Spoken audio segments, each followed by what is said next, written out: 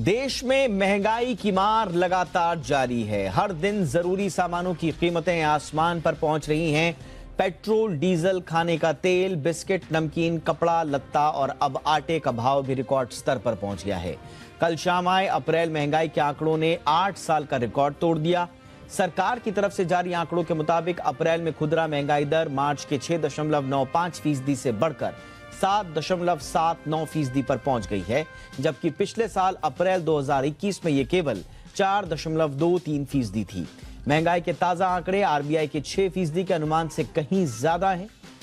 महंगाई का यह आंकड़ा विशेषज्ञों की आशंका से ज्यादा रहा है। एक्सपर्ट्स को उम्मीद थी कि अप्रैल में महंगाई दर 7.5% के करीब रहेगी, लेकिन ऐसा नहीं हुआ। देश के बाद अगर राज्यों की बात करें तो कुछ राज्यों में महंगाई राष्ट्रीय स्तर से भी ज्यादा हो गई है। जिन राज्यों में सबसे ज्यादा महंगाई है उसमें नंबर 1 पर पश्चिम बंगाल है। यहां महंगाई दर 9.12% पर बनी हुई है। वहीं मध्य प्रदेश में यह आंकड़ा 9.10% है। टॉप 2 के बाद तीसरे नंबर पर तेलंगाना है, चौथे पर महाराष्ट्र, पांचवें पर 8.46% महंगाई दर के साथ यूपी है।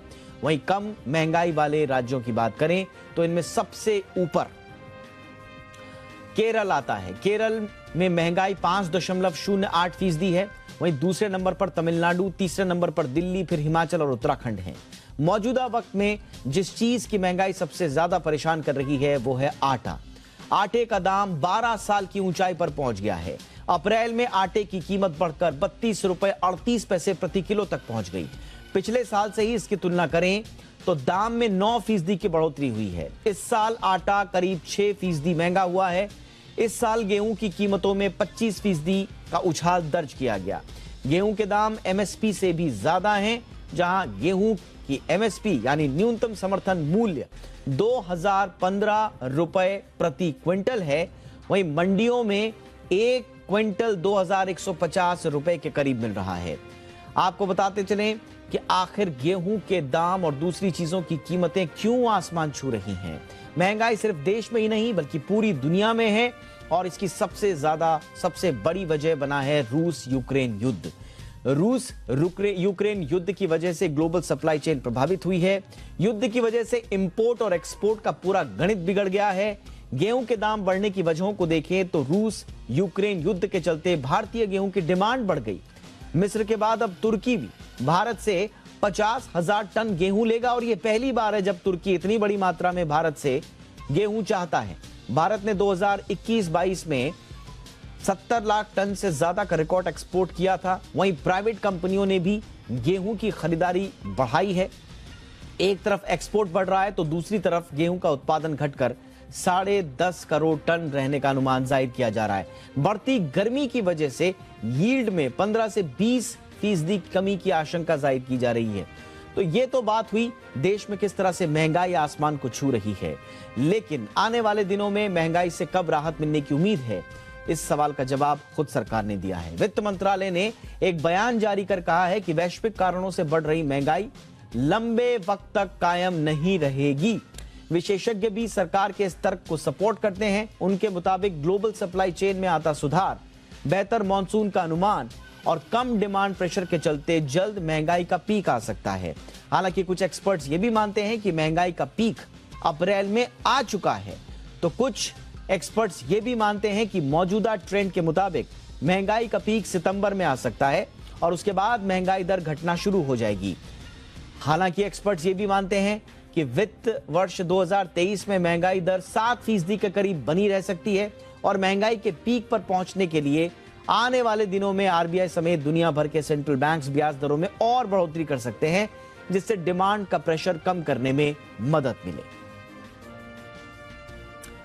और अगले हफ्ते इंडोनेशिया पाम तेल एक्सपोर्ट से बैन हटा सकता है। दुनिया के जाने माने एडिबल ऑयल एक्सपोर्टर और गोदरेज इंटरनेशनल के डायरेक्टर दोरा मिस्त्री ने उम्मीद जाहिर की है। जी बिजनेस से एक्सक्लूसिव बातचीत में दोरा मिस्त्री ने कहा कि एक्सपोर्ट बैन के बाद इंडोनेशिया में पाम तेल के दाम तेजी से घटे हैं, लिहाजा अब एक्सपोर्ट बैन हटने की पूरी संभावना है। मिस्त्री के मुताबिक जून में पाम तेल के दाम 10 से 15% तक घट सकते हैं। सितंबर से कीमतों में 30% तक की गिरावट आ सकती है। उम्मीद है कि बैन को लिफ्ट किया जाएगा। बाजार में रिपोर्ट है कि बैन 23 या 25 तारीख तक लिफ्ट हो जाएगा। मेरा मानना है कि उससे भी पहले लिफ्ट हो जाएगा, क्योंकि ये गलत फैसला था इनका। सबसे मेरा मानना है कि नेक्स्ट हफ्ता से जून तक दाम कम से कम 10% और 10 या 15% गिर सकते हैं। यानी कि बीएमडी का वायदा जो अब 6,500 रिंगित पे चल रहा है, वो गिर के शायद 5,000 रिंगित तक जून की आखिरी तक आ जाएगा और हिंदुस्तान के कंज्यूमर को 10 से 15% की रिलीफ मिलनी चाहिए। और आइए, जो आज का हमारा मुख्य मुद्दा था कि महंगाई का पीक कब और महंगाई वीक कब, ये दो सवाल हैं जो इस वक्त हर कोई पूछ रहा है। आम आदमी से लेकर सरकार और तमाम जो एजेंसियां हैं वो यही सवाल पूछ रही हैं। चर्चा के लिए इस वक्त मेरे साथ जुड़ चुके हैं डेलॉयट इंडिया के पार्टनर रजत वाही। रजत जी, बहुत बहुत स्वागत है आपका हमारे शो पर। क्या अनुमान है सर, पीक कब और उसके बाद वीक कब होगी महंगाई? पीक के लिए अभी बहुत मुश्किल है कहना, क्योंकि अगर आप सारे ग्लोबल ट्रेंड्स भी देखें तो अभी सब के सब जितने भी सेंट्रल बैंक हैं वो सब इंटरेस्ट रेट्स इंक्रीज कर रहे हैं। पहली बार 8 साल में मतलब इस तरह का स्लो स्टार्ट हुआ है। मैंने आज देख रहा था यूएस में कि स्टॉक मार्केट भी वहां पर भी काफी स्टॉक्स गिरे हैं और 8 या 10 साल में ये पहली बार है कि ये इतना स्लो स्टार्ट हुआ है फर्स्ट 3 मंथ्स में। तो अभी it is difficult to predict कि ये कब तक ये चलेगा, बट द एक्सपेक्टेशन इज कि जितना एफर्ट हो रहा है from raising the interest rates to easing supply chain के कंस्ट्रेंट्स हटा दिए जाएंगे। और अगर मार्केट्स लाइक चाइना फिर से ओपन हो जाते हैं, और अभी भी आप बोल रहे थे कि इंडोनेशिया में भी पाम ऑयल का जो उन्होंने बैन किया है वो भी हट जाएगा। इन सब चीजों की वजह से ये एक्सपेक्टेशन है within the next 1 or 2 months थोड़ा प्रेशर कम होगा और फिर we can go back to the growth story. Alright sir, अब क्रूड वाले तेल का तो कुछ कह नहीं सकते हैं, लेकिन खाने वाले तेल में दोरा मिस्त्री कह रहे हैं कि जून में 10% तक दाम जो है सेटल हो जाएंगे, नीचे आ जाएंगे। कुछ सपोर्ट मिलेगा? एक्सपेक्टेशन है कि गवर्नमेंट से कुछ सपोर्ट मिलेगा, इसमें भी मिलेगा और फ्यूल प्राइसेस में भी मिलेगा। अभी गवर्नमेंट का गवर्नमेंट का फोकस है कि जो हमारी जो ग्रोथ स्टोरी चल रही है, और अगेन हमने लास्ट क्वार्टर में अगर आप देखते हो और लास्ट ईयर के लिए auto sales grew by 27%, electronics grew by 21%, FMCG का ग्रोथ अबाउट 17% रहा। तो अभी despite a very difficult year हमने फिर से देखा है कि ग्रोथ फिर से शुरू हो गई है। Malls are full, high streets are full, travel अब बहुत तेजी से मतलब फिर से शुरू हो गया है। अगर आप देखते हैं कि सारा weather it is hotel bookings, restaurant bookings, so India is on the move again. और अभी यही एक्सपेक्टेशन है कि जो भी गवर्नमेंट करेगी एक हार्ड लैंडिंग नहीं होनी चाहिए, जिससे ये सारा ग्रोथ स्टोरी फिर से स्लो डाउन हो जाए and we get into a situation of stagflation या एक्सट्रीम स्लो डाउन। तो वेस्ट में भी यही उम्मीद है कि जो सेंट्रल बैंक्स हैं वो ऐसे मेजर्स करेंगे, वेदर ये वेदर इंटरेस्ट रेट्स बढ़ा रहे हैं और जो they are trying to curb the overall inflation, उस पे हार्ड लैंडिंग ना हो, सॉफ्ट लैंडिंग हो कि economies continue to grow but at the same time the prices get control. Rajat, एक सवाल मेरा है, अगर मैं सारे अनुमानों को देखूं तो मोटा मोटा ऐसा लग रहा है कि थोड़ा सा लंबा इंतजार करना पड़ेगा, जो आपका भी अनुमान यही है। सो अगर ये पोस्ट जुलाई जाती है, जुलाई अगस्त सितंबर तक अगर माने, तो ट्रेजेक्टरी क्या रहेगी? कहीं डबल डिजिट में तो नहीं चली जाएगी? नहीं, मेरे हिसाब से नहीं होगी। मेरे हिसाब से आज के जो सेंट्रल बैंक्स हैं इंडिया में और globally, they are all armed to take extreme measures. US में वो कह रहे हैं कि 50 basis points वो शायद अगले 3 महीने में शायद रेज करें। ये पिछले आई थिंक 20 या 25 साल में कभी नहीं हुआ है। तो I think on all of these measures the banks are quite empowered के एक्शन लेने के लिए। At the same time, they don't want to overcorrect के we get into a state of recession. तो ये बड़ा फाइन बैलेंस है मेरे हिसाब से। Obviously there are certain elements, वैसे ये यूक्रेन वॉर है जिसका बहुत इम्पैक्ट पड़ रहा है एंड एनर्जी प्राइसेस के ऊपर, उन चीज को कंट्रोल करना बहुत मुश्किल है। But having said that, I think globally सारे बैंक्स, सारी organisations are sort of reorganising and ensuring कि ये सप्लाई चेन सारे खुल जाएं, कि प्रोडक्ट्स सब कंट्रीज में आराम से फिर से एक बार मूव करे and we don't have all the bottlenecks जो लास्ट 2 इयर्स में थे। सो मेरे हिसाब से ये 2 या 3 महीने के बाद ये कंट्रोल में आ जाना चाहिए। उसके ड्यूरिंग दैट टाइम ऑल्सो मेरी यही एक्सपेक्टेशन है कि government between the subsidies and other supports वो they will make the effort to make sure के ये you know the situation doesn't get worse for the common man. Specially अभी आपने देखा है कि रूरल कंजम्पशन काफी स्लो हो गई है, तो how do you revive the rural consumption, उस पे बहुत गवर्नमेंट से चर्चा हो रही है।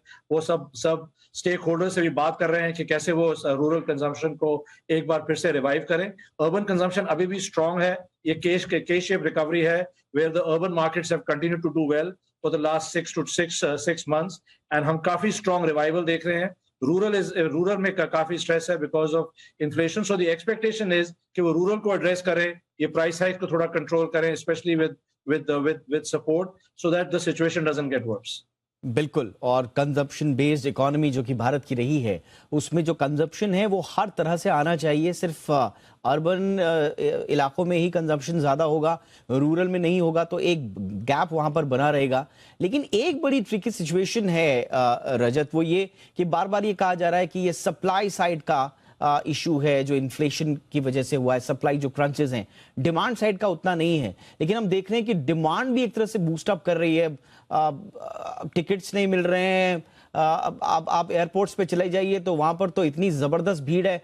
सो ये इस सिचुएशन को कैसे आप डिमांड और सप्लाई के बीच में इन्फ्लेशन का जो मेन ट्रिगर है उसको क्या मानते हैं?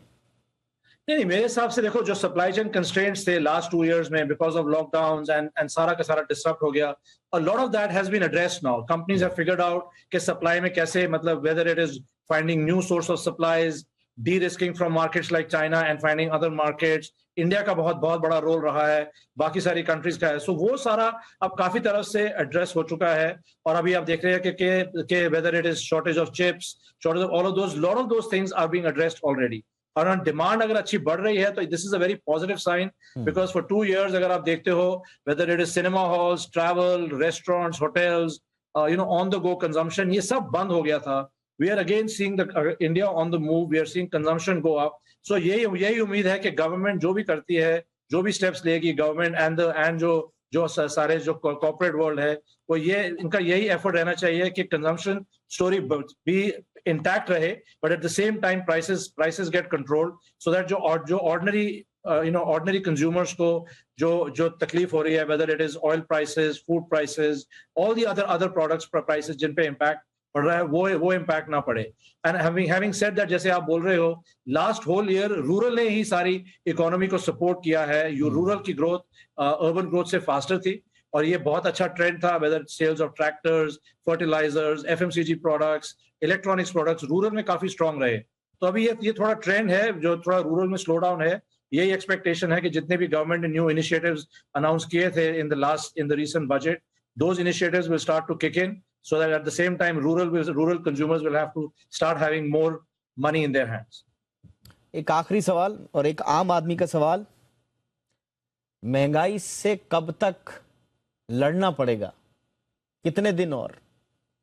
रजत, ये तो बहुत ही मुश्किल काम है। अगर मैं आपको ये अगर मैं इस सवाल का जवाब दे सकता तो मैं स्टॉक मार्केट में I would have been the biggest expert. I think that my sense is कि ये अभी एटलीस्ट 1-2 महीने की ये तकलीफ तो है, बट ये भी होप है कि गवर्नमेंट का जो रिएक्शन है वह बहुत जल्द रहा है। Already the interest rates have gone up, और बाकी भी काफी चर्चा चल रही है how to ease the problem for the common man. So मेरी एक्सपेक्टेशन है कि अगले 1-1.5-2 महीने में ये काफी सारे एरियाज को एड्रेस कर लेंगे।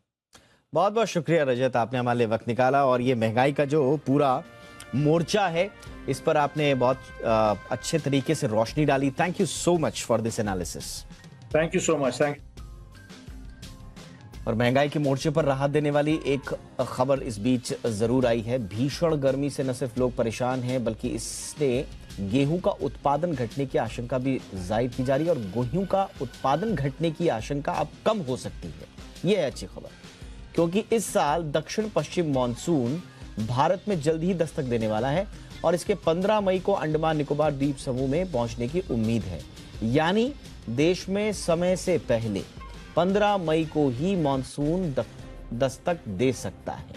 अब आपको बता देते हैं कि सामान्य तौर पर मॉनसून 19 से 20 मई तक अंडमान निकोबार द्वीप पहुंचता है, लेकिन इस साल मॉनसून समय से पहले ही दस्तक देने वाला है। ऐसे में उम्मीद जाहिर की जा रही है कि 26 मई तक केरल में बारिश शुरू हो जाएगी। मैं तो पहले आपको ये बोल के रखूं कि 27 मई जो पूर्वानुमान दिया गया केरल पहुंचने के लिए, इसका और इसके साथ साथ इससे पहले अंडमान सी में, जैसे साउथ अंडमान सी, निकोबार आइलैंड्स इलाका में मानसून 15 तारीख के आसपास पहुंचने का हम पूर्वानुमान किए हैं। और ऐसा नहीं है कि महंगाई सिर्फ भारत को ही परेशान कर रही है, बढ़ती महंगाई से इस वक्त पूरी दुनिया जूझ रही है और सबसे बुरे हाल में है श्रीलंका।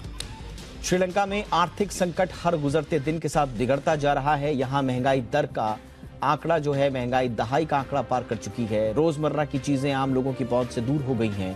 पेट्रोल को लेकर खाने की चीजों तक के दाम आसमान छू रहे हैं। लोगों को जरूरत का सामान पाने के लिए घंटों लाइनों में इंतजार करना पड़ रहा है। कोलंबो से हमारे संवाददाता विशाल पांडे ने जो रिपोर्ट भेजी है, उसे आप भी देखिए और समझिए कि श्रीलंका में इस वक्त ग्राउंड रियलिटी क्या है। इस वक्त मैं कोलंबो में मौजूद हूं और कोलंबो में समस्याएं लगातार बढ़ती जा रही हैं।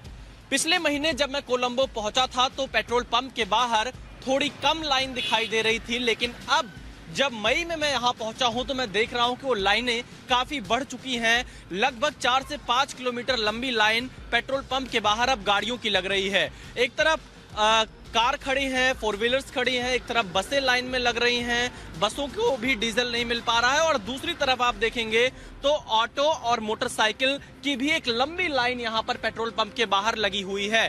कोलंबो के हर पेट्रोल पंप के बाहर की यह तस्वीर है और हर बढ़ते हुए एक दिन के साथ यहाँ पर इनकी समस्याएं 1000 गुना बढ़ती हुई दिखाई दे रही हैं। लोग सुबह से यहाँ पर इंतजार कर रहे हैं और हम यहाँ पर आपको लेकर चलेंगे। जो कुछ लोग यहाँ पर मौजूद हैं उनसे बातचीत करेंगे कि आखिरकार उनके सामने क्या समस्याएं फिलहाल यहाँ पर आ रही हैं। Since how long have you been waiting here for the fuel? More than 4.5 hours. I've been waiting for more than 4.5 hours. Yeah. There are people who have been waiting from 5 o'clock in the morning. I came at 8. So people are waiting more than from 5 o'clock in the morning. What are your demands right now? We only need fuel, gas, yeah, at the moment. Sir, what do you think? Who is responsible for this situation in Sri Lanka? It's a totally mismanagement of the government. That's all I can say. And we hope that the new government will take care of these basic needs of the people. What do you expect from India at this moment? I know that India is supporting a lot right at the moment. They have been very cooperative to us. तो देखिए यहाँ पर जो लोग हैं petrol pump के बाहर, कोई सुबह 6 बजे से 5 बजे से 8 बजे से आकर लाइन में लगे हुए हैं। भारत से इन लोगों को काफ़ी उम्मीदें हैं कि भारत इनकी मदद करेगा। हालांकि भारत ने पहले से ही बहुत जो क्रेडिट लाइन है वो श्रीलंका को दे रखी है फ्यूल के लिए और तमाम दूसरी चीज़ों के लिए, लेकिन यहाँ पर लोगों को भारत से उम्मीद है कि भारत उनकी मदद करे। और श्रीलंका के लोगों के मुताबिक यहाँ पर हर बुनियादी सुविधाओं की दिक्कत बढ़ती जा रही है। कैमरामैन एस जयदीप के साथ विशाल पांडे, जी मीडिया, कोलंबो, श्रीलंका। हालांकि बिगड़ते आर्थिक संकट के बीच श्रीलंका को नया प्रधानमंत्री मिल गया है। गुरुवार को नए प्रधानमंत्री रानिल विक्रमसिंघे ने शपथ ले ली है। अब ये उम्मीद की जा रही है कि इस बदलाव के बाद श्रीलंका के हालात बदल जाएंगे।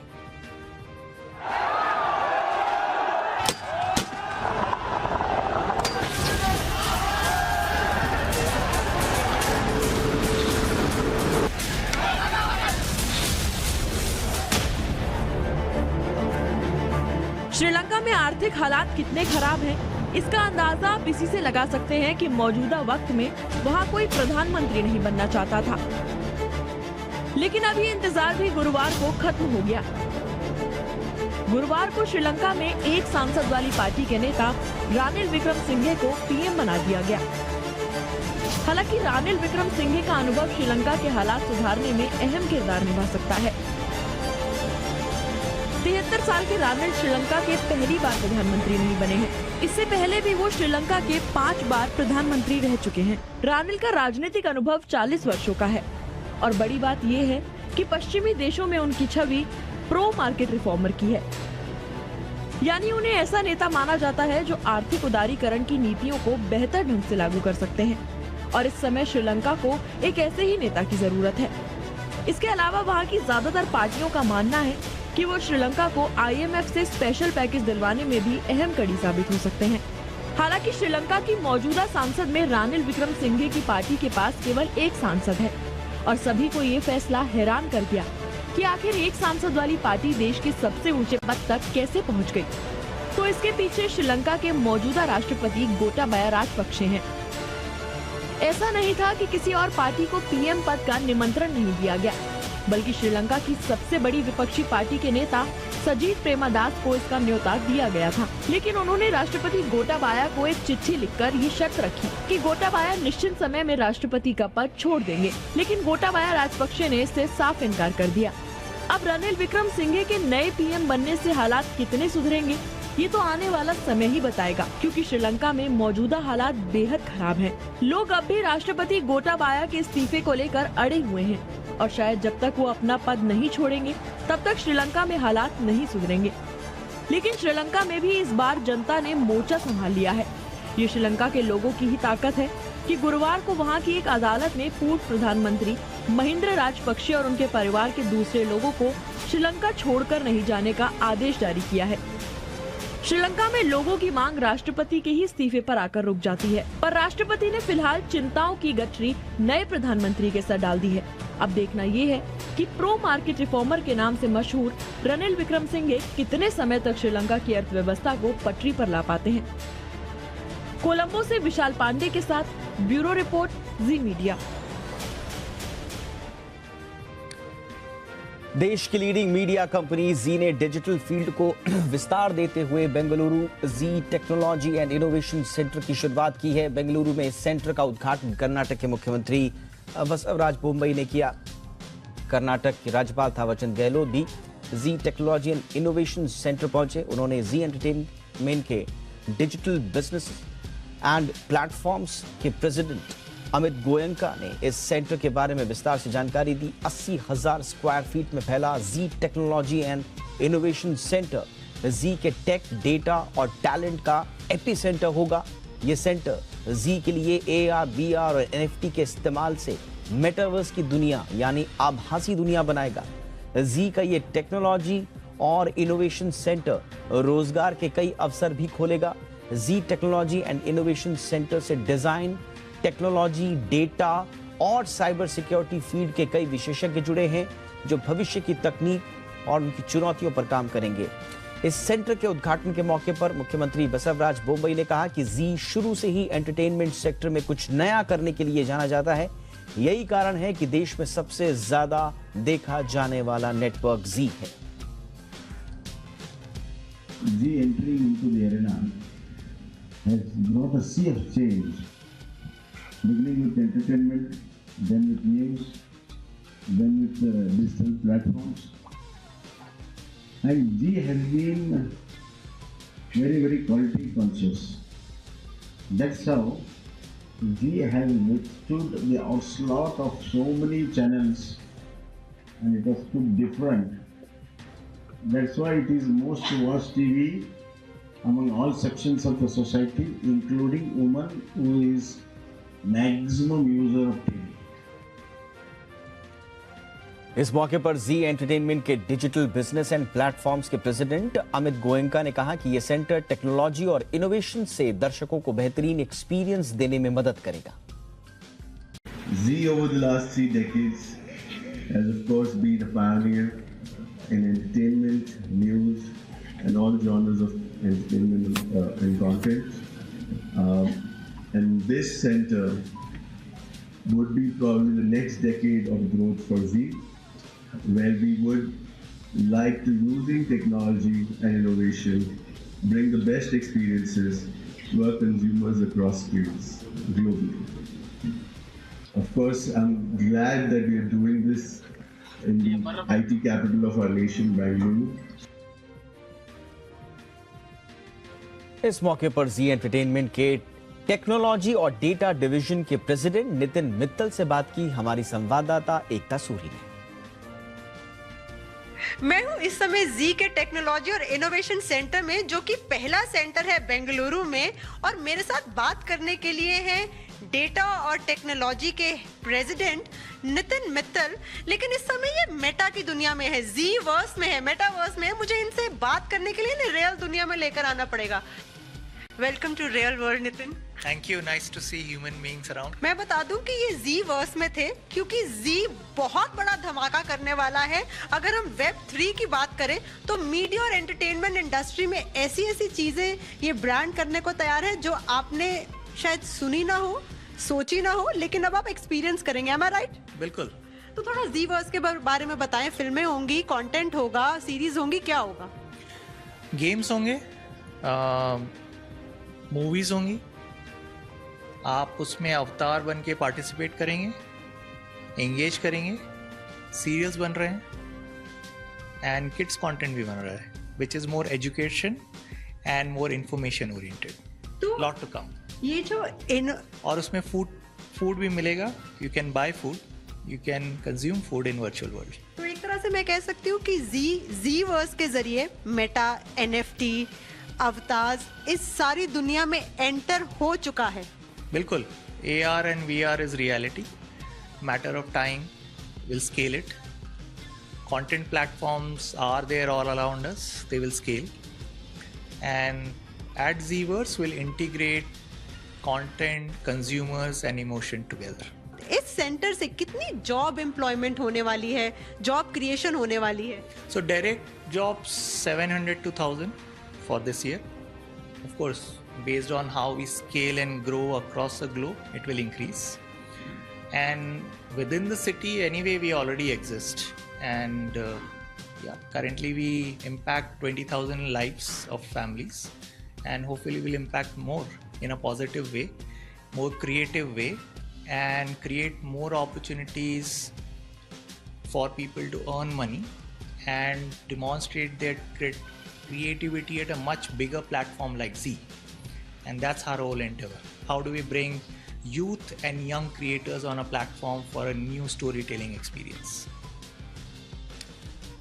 रुकते हैं छोटे से ब्रेक के लिए, लेकिन ब्रेक के बाद आपको बताएंगे कि कैसे आपके फिंगरप्रिंट्स के जरिए हो रही है जालसाजी। जरूर देखिए जी बिजनेस के खास मुहिम साइबर डकैतों पर अटैक कब।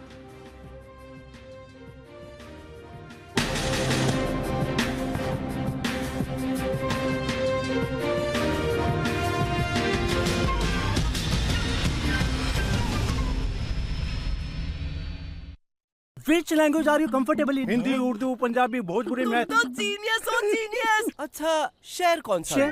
सही सवाल गलत जगह। सही जगह है ग्लोब कैपिटल, जहां पर आपको मिलेंगे award winning research based ideas, अपने पोर्टफोलियो को मैनेज करने की सुविधा और मेरे जैसे वेल्थ मैनेजर्स की services. Globe capital, money must grow. Investment in securities market are subject to market risk. Read all the related documents carefully before investing. Delivery Limited now proposes an initial public offer of equity shares. The 100% book build offer is being offered at a price band of Rs 462 to Rs 487 per equity share. Offer opens on Wednesday, May 11, 2022. Offer closes on Friday, May 13, 2022.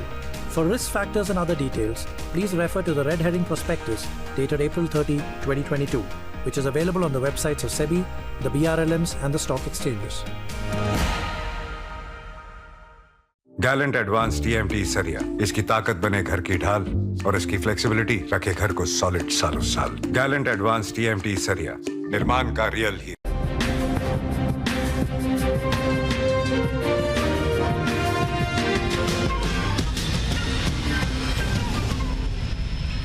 और अब हमारी खास मुहिम cyber डकैतों पर attack कब।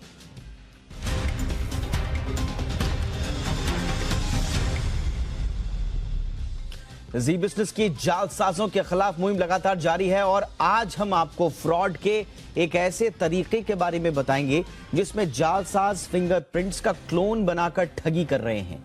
हरियाणा में ठगों ने रजिस्ट्री डीड के थंब इंप्रेशन को वेबसाइट से उठा लिया, उसका क्लोन बना लिया और आधार इनेबल्ड पेमेंट सिस्टम के जरिए बैंक खाते से पैसे उड़ा दिए। सतर्क रहिए, और ये रिपोर्ट देखिए।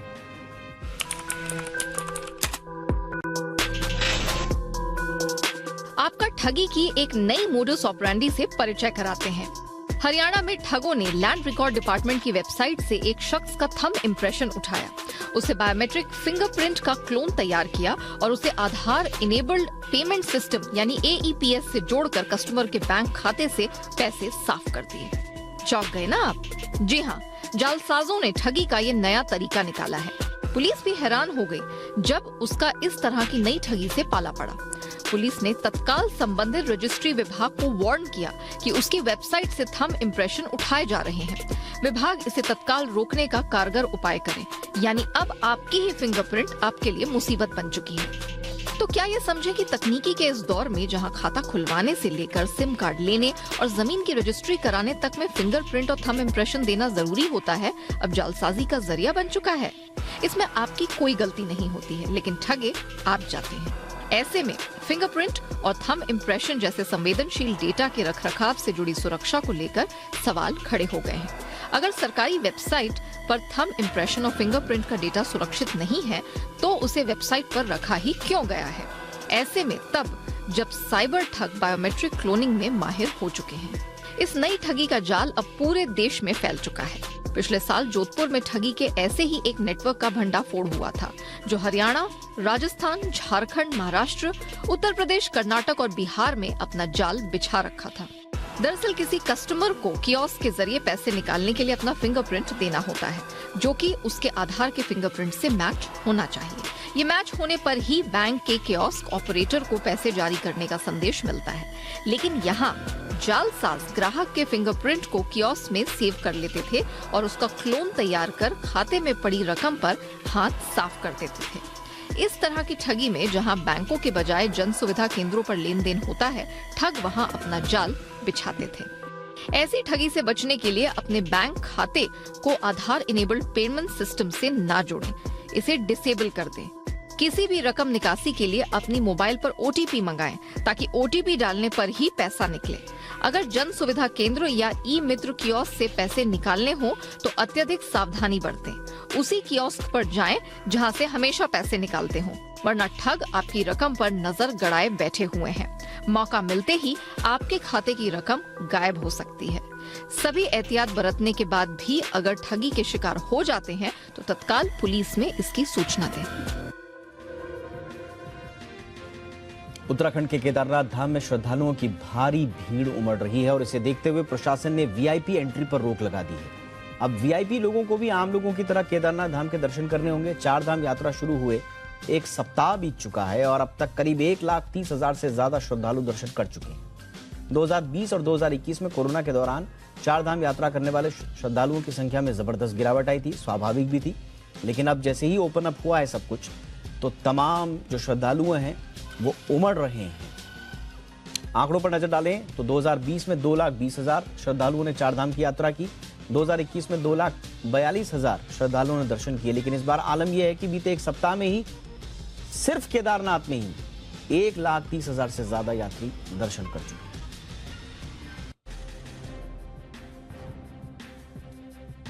महाराष्ट्र के चंद्रपुर जिले का एक ऐसा गांव भी है जहां आज भी महिलाओं को पानी भरने के लिए 2 किलोमीटर दूर जाना पड़ता है। गांव में पानी की टंकी तो है, लेकिन लीकेज की वजह से पानी नहीं मिल पाता। लिहाजा गड्ढा खोदकर पीने के पानी के लिए जद्दोजहद जारी है।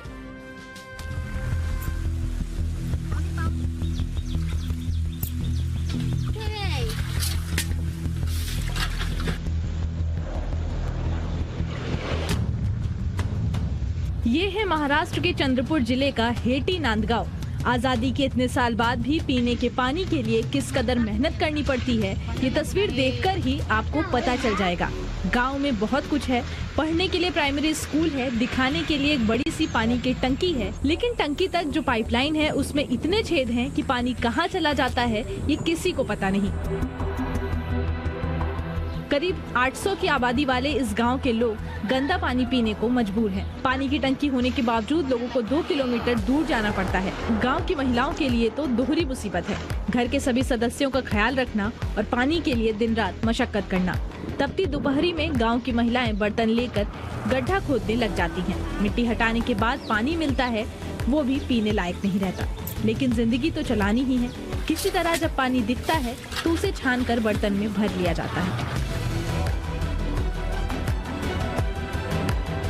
हेटीनांद गांव के लोग अधिकारियों से शिकायत भी कर चुके हैं, लेकिन अभी तक कोई कार्रवाई नहीं हुई। जमीन के नीचे से पानी निकालना इतना आसान भी नहीं है, लेकिन गांव वालों को मजबूरी में गंदा पानी पीना पड़ रहा है। महिलाएं सुबह से ही सिर पर मटका लेकर निकल जाती हैं।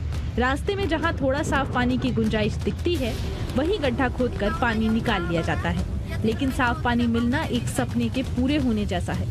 तस्वीरों में आप साफ देख सकते हैं कि किस तरह ये महिलाएं गड्ढे से पानी निकाल रही हैं। पानी इतना गंदा है कि आप पीने की सोच भी नहीं सकते, लेकिन यही पानी आज हेटीनांद गांव के लोगों के लिए अमृत है।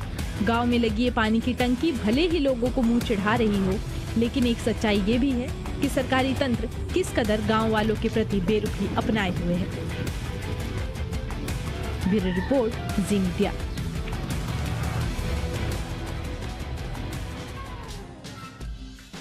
बात बाजार की कर लेते हैं। कारोबारी हफ्ते के आखिरी दिन बाजार में भारी उतार चढ़ाव देखने को मिला है। बाजार की आज अच्छी शुरुआत हुई, दोपहर 2 बजे तक मजबूती बनी रही, लेकिन फिर मुनाफा वसूली शुरू हो गई। बिकवाली ऐसी हुई कि निफ्टी ऊंचाई से 302 अंक टूटा, बैंक निफ्टी भी ऊंचाई से 881 अंक फिसला। ग्लोबल बाजार मजबूत रहे, बावजूद हमारे बाजार फिसल गए। सभी अच्छे संकेतों के बावजूद बाजार का फिसलना चिंताजनक है। कारोबार के अंत में सेंसेक्स 137 अंक गिरकर 52,793 के लेवल पर बंद हुआ। वहीं निफ्टी 26 अंक टूटकर 15,782 के स्तर पर बंद। मार्केट पर आज ज्यादा एक्शन कहां देखने को मिला, किस तरह का मिला, बता रहे हैं मेरे सहयोगी अरमान नाहर। पूरे हफ्ते हमें मार्केट में अच्छा खासा पैनिक देखने के लिए और सेल ऑफ देखने के लिए मिला। हालांकि जो आज के जो मार्केट थे, शुरुआत अच्छी करी और अगर बीच में देखेंगे, बीच में भी मार्केट अच्छा खासा उछाल ले रहा था, पर जैसे ही ऊपरी स्तरों पे आया वहां पर अच्छी खासा दबाव देखा और अंत में आते आते नेगेटिव में क्लोज हुआ। अगर आप टॉप निफ्टी लूजर्स की बात करेंगे तो टॉप निफ्टी लूजर्स में आपको Hindalco industries, JSW steel, Bharti Airtel, NTPC, ICICI bank आपको इस सूची में दिखेंगे जो टॉप निफ्टी लूजर्स की सूची में रहे।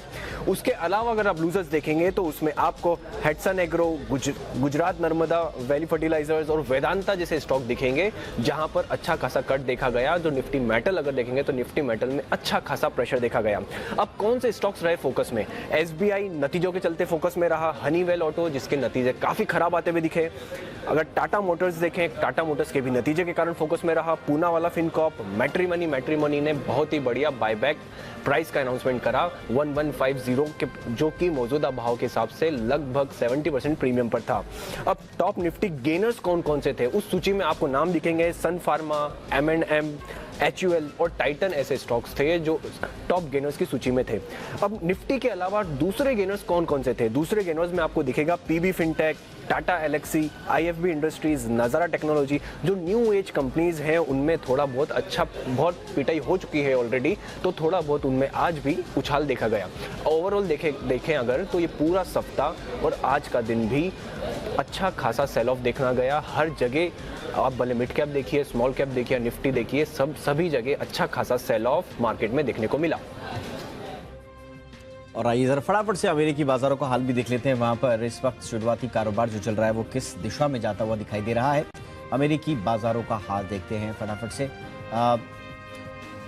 तो आज ये अमेरिकी बाजारों का हाल इस वक्त आपकी टीवी स्क्रीन पर। डाउ जोन्स आप देखिए मजबूती के साथ काम करता हुआ, लगभग 1.5% की मजबूती के साथ 445 अंक की तेजी, 32,175 का लेवल।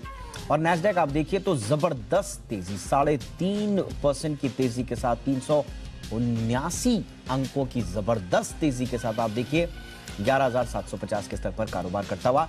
और S&P में भी 2.5% के आसपास की तेजी। तो जबरदस्त तेजी के साथ अमेरिकी बाजार इस वक्त कारोबार कर रहे हैं। यह है अमेरिकी बाजारों का हाल।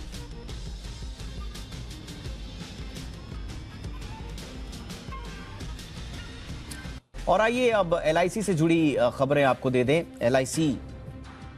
अलॉटमेंट का किस तरह से पूरा हाल रहा, ये बताने के लिए इस वक्त मेरे साथ मेरे सहयोगी तो जुड़ेंगे ही, साथ ही साथ LIC में IPO में अलॉटमेंट रेशियो जो तय हुआ है और रेशियो क्या है उसका बताने के लिए अनुराग शाह मेरे साथ जुड़े हैं। देखिए, LIC के IPO में जो अलॉटमेंट का इंतजार था वो ख़त्म हो गया है और जिन्होंने LIC के IPO में अप्लाई किया था उनको अलॉटमेंट मिल गया है। जो सबसे ज़्यादा शेयर जिसने अप्लाई करे थे, यानी मैक्सिमम लॉट अप्लाई करे थे 210 शेयर, तो वहाँ पर रिटेल कोटे के अंदर 210 शेयर अप्लाई करने पर 77 शेयर का अलॉटमेंट हुआ है और पॉलिसी होल्डर कोटे के अंदर 210 शेयर अप्लाई करने पर 48 शेयर का अलॉटमेंट हुआ है। इसके अलावा अगर रिटेल के अंदर किसी ने कम से कम 15 शेयर यानी एक लॉट अप्लाई किया था तो उन्हें भी एक लॉट तो कम से कम अलॉटमेंट हुआ ही है। लेकिन इसके अलावा ऐसे कई सारे लोग हैं जिन्हें 15 से ज़्यादा यानी 20 शेयर, 22 शेयर, 32 शेयर इस तरह के भी अलॉटमेंट हुए हैं। तो इसके पीछे जो हमने जानकारों से बात की उनका ये कहना है कि रिटेल के अंदर हर किसी को एक लॉट का अलॉटमेंट किया गया है, यानी 15 शेयर दिए गए और उसके बाद जो है वो प्रोपोर्शनेट बेसिस पे अलॉटमेंट हुआ है। इसके अलावा पॉलिसी होल्डर कोटे की अगर हम बात करें तो वहाँ पर किसी ने हमने जितने भी लोगों से बात की तो उनका बताना है कि अगर एक लॉट अप्लाई किया है तो पॉलिसी होल्डर में उन्हें एक लॉट नहीं मिला है, लेकिन एक से ज़्यादा अगर अप्लाई किए हैं तो प्रोपोर्शनेट बेसिस में उन्हें अलॉटमेंट मिला है। देश के सबसे बड़े बैंक SBI ने जनवरी-मार्च तिमाही के नतीजे घोषित कर दिए हैं। इस दौरान बैंक का स्टैंड अलोन मुनाफा सालाना आधार पर 6,451 करोड़ रुपए से बढ़कर 9,110 करोड़ रुपए रहा। जी बिजनेस ने 10,470 करोड़ रुपए के मुनाफे का अनुमान दिया था। इस दौरान बैंक का स्टैंड अलोन NII यानी कि नेट इंटरेस्ट इनकम 27,067 करोड़ रुपए से बढ़कर 31,198 करोड़ रुपए रही। बैंक का नेट NPA तिमाही आधार पर 1.34% से घटकर 1.02% रहा। बैंक ने 7 रुपए 10 पैसे प्रति शेयर डिविडेंड का ऐलान भी किया है। SBI के चेयरमैन दिनेश खारा ने कहा कि होम लोन की डिमांड काफी अच्छी है और ये बरकरार रहेगी। देश के सबसे बड़े bank state bank of India ने चौथी तिमाही में अच्छे नतीजे पेश किए हैं और नतीजों पर बातचीत के लिए मेरे साथ है बैंक के चेयरमैन दिनेश खरा। सर, सबसे पहले मैं आपसे यही समझना चाहूंगा कि जिस तरह से नतीजे पेश किए गए हैं, स्लिपेजेस में कमी आई है, मुनाफा अच्छा खासा बढ़ा है, तो ये क्या माने कि जो कोविड के बाद की रिकवरी है उसका असर है या फिर बैंक के द्वारा और जरूरत से ज्यादा प्रयास किए जा रहे हैं? देखिए, दोनों ही चीजें हैं। एक तो यह है कि बैंक में भी हम लोगों ने जब कोविड शुरुआत हुई तो हमें एक ऐसा लग रहा था कि पता नहीं इसका क्या इम्पैक्ट आएगा बैंक के बैलेंस शीट के ऊपर, तो इसलिए हम लोग भी जो है बड़े केयरफुली अपनी सब एसेट्स को मॉनिटर कर रहे थे। तो उसका नेट रिजल्ट ये हुआ कि हमारी एसेट इंप्रूव होती चले गई और साथ ही साथ जहाँ पर लेंडिंग का सवाल था वो तो हमने जो है पिछले 3 साल से जो है कॉर्पोरेट लेंडिंग में हमने इंश्योर किया था कि अपनी लेंडिंग की प्रैक्टिसेस को जहाँ तक इम्प्रूव हम कर सकें वो हमने कर दिया था। और देश के सबसे बड़े बैंक होने के नाते आपको लगता है कि क्योंकि हम देख रहे हैं कि आने वाले महीनों में और बढ़ोतरी होगी, जो आपका जो रिटेल लोन का पोर्टफोलियो है उस पर असर होता हुआ दिखेगा? मेरे को ऐसा नहीं लगता कि इसका इम्पैक्ट कुछ रिटेल लोन पर ज़्यादा आएगा, क्योंकि हमने अभी तक जो देखा है उसमें रिटेल लोन्स बराबर ग्रो कर रहे हैं। और जहाँ तक मेरा ये मानना है कि अक्सर जो नेट मंथली इनकम है उसमें भी इंक्रीज होगा विद द इन्फ्लेशन। तो जब अक्सर ये देखा गया है कि इनकम में ज़्यादा ग्रोथ होता है और जो इस तरह की लायबिलिटी होती है, जो लोन रीपेमेंट की लायबिलिटी होती है, वो क्रिस्टलाइज हो जाती है। EMI वर्सेस NMI का जो रेशो हम हमेशा देखते हैं तो वो हमेशा बोरोअर की फेवर में जाता है, क्योंकि अक्सर ये देखा गया है कि अभी बात भी हो रही है कि कॉर्पोरेट सेक्टर में तकरीबन प्री कोविड लेवल का सैलरी इंक्रीज होगा। अगर उस तरह का प्री कोविड लेवल का सैलरी इंक्रीज होगा तो अगर होम लोन जो कि जो है 6.70 पर था, अगर वो 6.70 के बदले 7.10 पर हो जाता है, अगर जिसको होम लोन चाहिए, जिसको घर की जरूरत है, वो अपनी घर की जरूरत पूरी करेगा ही करेगा। कुछ अंतर्राष्ट्रीय खबरों का रुख कर लेते हैं। फ्लोरिडा में विमान पायलट की तबीयत जब खराब हुई तो एक पैसेंजर ने मोर्चा संभाला और सुरक्षित तरीके से विमान की लैंडिंग करवा दी। हालांकि इस दौरान पैसेंजर ATC से लगातार बात करता रहा। विमान उड़ाने का कोई अनुभव नहीं होने के बावजूद जिस तरह से पैसेंजर ने मामले को संभाला उसकी पूरी दुनिया तारीफ कर रही है।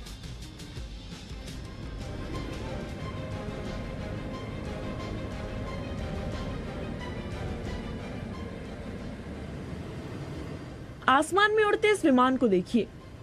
विमान लैंडिंग करने वाला है, लेकिन इसकी स्पीड अभी भी कम नहीं हुई है।